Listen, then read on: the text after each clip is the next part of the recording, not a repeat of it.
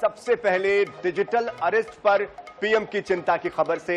Radio कार्यक्रम मन की बात के 115वें एपिसोड में पीएम मोदी ने आज डिजिटल अरेस्ट को लेकर चिंता जाहिर की है और साथ ही उन्होंने डिजिटल सुरक्षा के लिए 3 चरणों को भी अपनाने के लिए कहा है।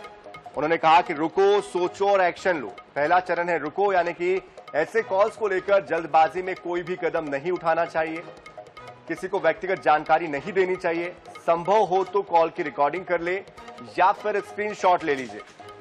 दूसरा चरण उन्होंने कहा कि सोचो, कोई भी सरकारी एजेंसी फोन पर धमकी नहीं देती है, ना ही वीडियो कॉल पर पूछताछ करती है और ना ही ऐसे पैसों की डिमांड भी करती है। कोई ऐसा करता है तो समझिए कि जरूर कुछ ना कुछ गड़बड़ है। इसके बाद तीसरा चरण है एक्शन लो। राष्ट्रीय साइबर हेल्पलाइन नंबर 1930 डायल कीजिए, साथ ही परिवार और पुलिस को इसके बारे में सूचित कीजिए। पीएम ने कहा कि डिजिटल अरेस्ट जैसी कोई व्यवस्था कानून में नहीं है, ये सिर्फ फ्रॉड, फरेब और झूठ है। तो डिजिटल अरेस्ट के मामले लगातार इन दिनों सामने आ रहे हैं। डिजिटल अरेस्ट में दरअसल होता यह है कि आपको वीडियो कॉल किया जाएगा या ऐसा कॉल किया जाएगा जिसमें आपको ये बताया जाएगा कि आप फला फला मामले में फंस चुके हैं, आपको इतनी रकम देनी पड़ेगी और आपको ये सब करना पड़ेगा और नहीं करेंगे तो आपको नुकसान पहुंचेगा। जिसके बाद आप उनकी बातों में आ जाते हैं और इस तरह से आप धोखे के शिकार बन जाते हैं। और इस खबर पर हमारे साथ अधिक जानकारी के लिए बातचीत करने के लिए देश के जाने माने साइबर एक्सपर्ट पवन दुग्गल जी जुड़ चुके हैं। पवन जी, बहुत स्वागत है पहले तो आपका। धन्यवाद। डिजिटल अरेस्ट को लेकर लगातार इन दिनों बात हो रही है। आज पीएम ने भी मन की बात में बहुत अच्छा एक मंत्र दिया है और वो जो मंत्र है वो ये कहते हैं कि जब इस तरह के कॉल आते हैं तो हमें रुको, सोचो और फिर एक्शन लो। इन 3 बातों पर ध्यान देना चाहिए। लेकिन सवाल इस बात को लेकर है कि लगातार इस तरह के मामले हर दिन सामने आते हैं, लेकिन भारत का साइबर क्राइम इतना कमजोर क्यों है कि ये मामले बढ़ते ही जा रहे हैं? देखिए, भारत का जो कानूनी ढांचा है, काफी सुदृढ़ प्रणालियां बनी तो हुई हैं, लेकिन भारत के पास कोई साइबर क्राइम को समर्पित कानून मौजूद नहीं है। हमारे पास भारत का सूचना प्रौद्योगिकी कानून है जो सन 2000 में बनाया गया था और अब 24 साल हो गए हैं, लेकिन इसका संशोधन केवल एक ही बार 2008 में हुआ था, 16 साल पहले।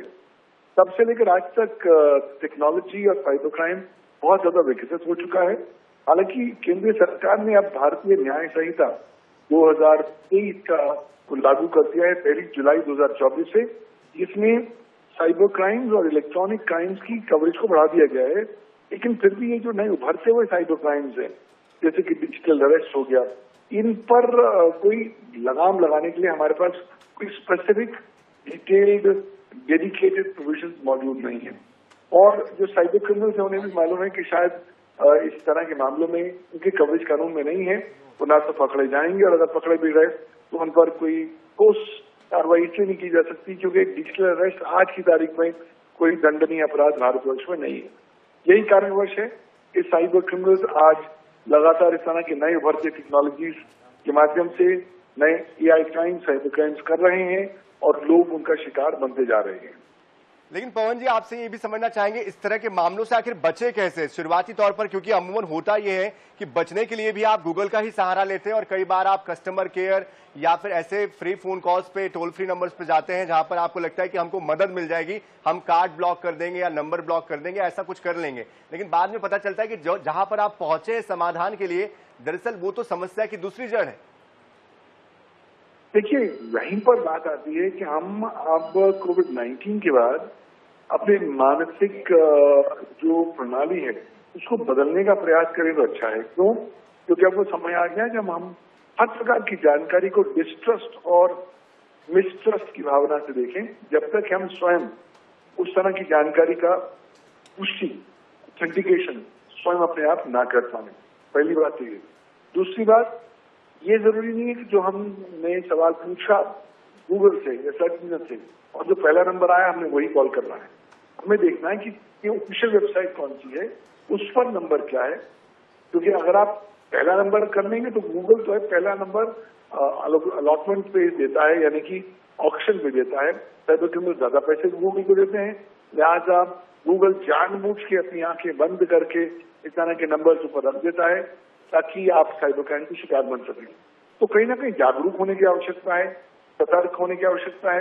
रोजमर्रा के जीवन में साइबर सुरक्षा को जीवन जीने की शैली के स्वरूप में अडॉप्ट करने की आवश्यकता है। ये बुनियादी चीजें अगर आप करेंगे तो काफी हद तक आप साइबर क्राइम के शिकार होने से बच पाएंगे। बिल्कुल, जाहिर सी बात है, जागरूकता बेहद जरूरी है और खुद से ही इस बात को समझना होगा, क्योंकि कहीं ना कहीं ये जो ट्रैप के मामले हैं वो हर दिन बढ़ रहे हैं। बहुत शुक्रिया पवन जी हमारे साथ जुड़ने के लिए और तमाम जानकारियों के लिए।